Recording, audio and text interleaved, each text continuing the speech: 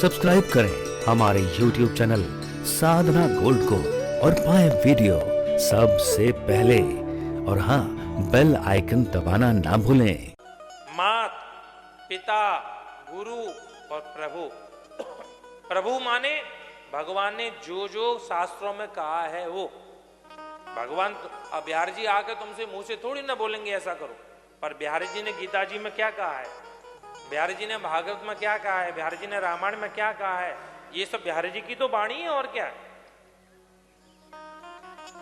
ये इस जिसने अपने बड़े बुजुर्गों की वाणी का विश्वास किया, माना, वो कभी पतित नहीं हो सकता है, कभी भी फेल नहीं हो सकता। परीक्षित महाराज जबरदस्ती से अंदर घुसे, जाके देखा अगाध सोना भरा पड़ा है, अगाध सोना भरा पड़ा है। परीक्षित को क्या लगा, ओहो, देखो बुद्धि खराब हुई ना थोड़ी सी, तो जब बुद्धि खराब होती है तो मन में विचार भी दूषित ही आते हैं। अरे देखो हमारे जो बाबा लोग थे हमसे कितना प्रेम करते थे, अनन्यता से संपूर्ण राज हमें दे गए, पर इतना बड़ा खजाना छुपा के रखे, हमें बताया नहीं। अब इससे पूछो, ये जब संपूर्ण राज तुम्हें दे दिया तो ये खजाना भी तो उसी में आता है। पर मन में विकार आ गया, बोले देखो इतना बड़ा खजाना छुपाया और मुझे बताया ही नहीं, आज से ये सब मेरा।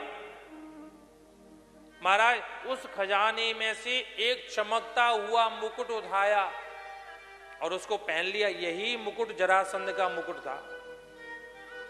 जीवन में परीक्षित महाराज कभी शिकार खेलने नहीं गए, क्योंकि शिकार में तो हिंसा होती है ना जीव की। लोग कहते हैं शिकार खेलने गए तो वहां उनको, शिकार खेलने गए क्यों, कारण क्या बना, कारण यही बना, वो दूषित बुद्धि के कारण मुकुट धारण कर लिया, अब तो पूरे दूषित हो गए।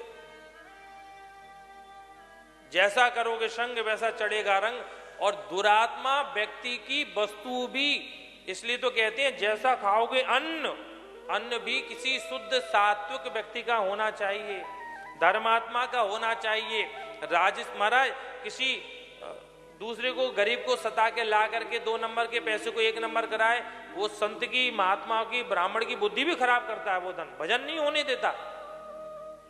और वास्तविक बात है भैया, कभी कभी भंडारों में प्रसाद पाने जाते हैं तो पता नहीं ऐसा प्रसाद मिलता है, कभी कभार पता नहीं किस महापुरुष का है कि उसको पाने के बाद जीव शरीर में अजीब बेचैनी हो जाती है।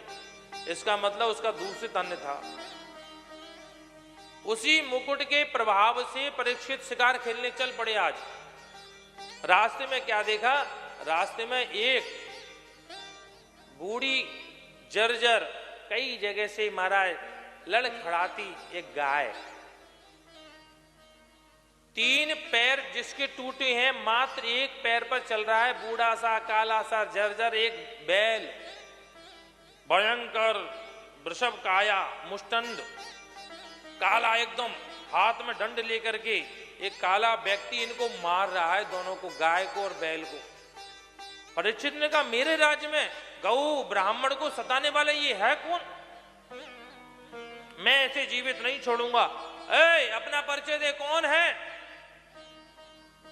तो परीक्षित वो कह रहे थे, उसने सुना नहीं, परीक्षित ने इनकी बात सुनी। तो परीक्षित उन दोनों की बात सुन रहे थे, उस गाय की और बैल की। गौ माता वृषभ से कह रही थी, देव आप कौन हो, जो केवल 1 पैर है, 3 पैर कहां चले गए। बोले मां आप कौन हो।